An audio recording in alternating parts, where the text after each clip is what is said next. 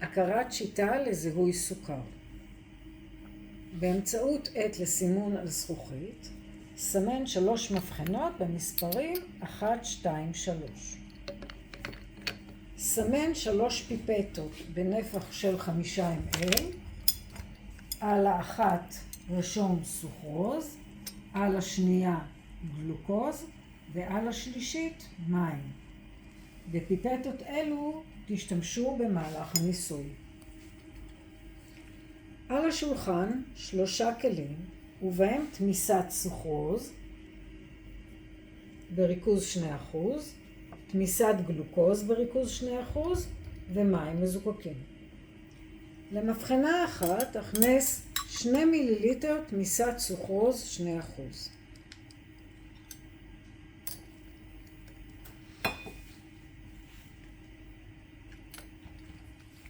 למבחנה 2 הכנס 2 מיליליטר תמיסת גלוקוז 2%.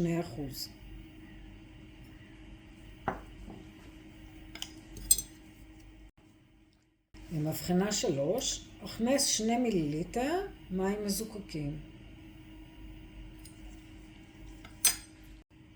לרשותכם מקלונים לבדיקת סוכר. בקצה אחד שלהם יש נייר הספוג באינדיקטור. טבילת מקלון בתמיסה שמכילה סוכר מסוים תגרום לשינוי צבע הנייר מצהוב לירוק. ככל שהצבע מתקבל לאחר הטבילה בתמיסה הוא חזק יותר, הריכוז של סוכר זה בתמיסה גבוה יותר. העזרו במלקטת וכל מקלון שסימנתם טבול בתמיסה במבחנה המסומנת באותו מספר. המתן חצי דקה, הוצא את המקלון מהמבחנה באותו סדר שבו הכנסנו.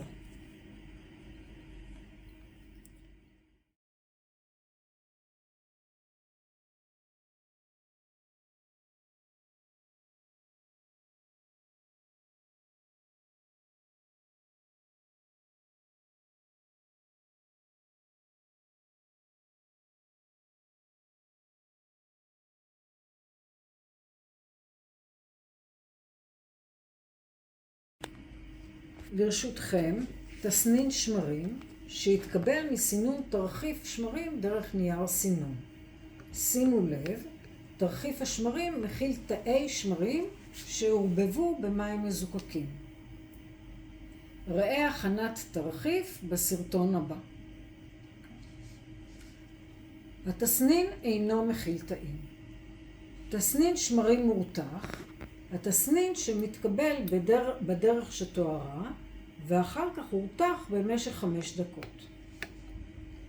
סמן 4 מבחנות במספרים 4 עד 7.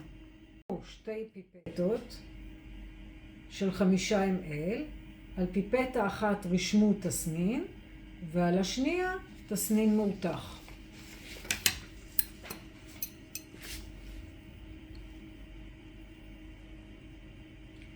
הוסיפו חומרים למבחנות לפי הפירוט בטבלה שלפניך.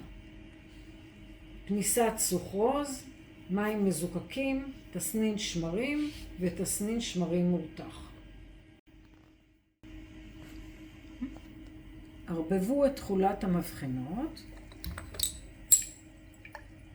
רשמו את זמן התחלת הניסוי והמתינו 10 דקות. בתום 10 דקות מהתחלת הניסוי, בדקו את נוכחות הסוכר במבחנות 4 עד 7.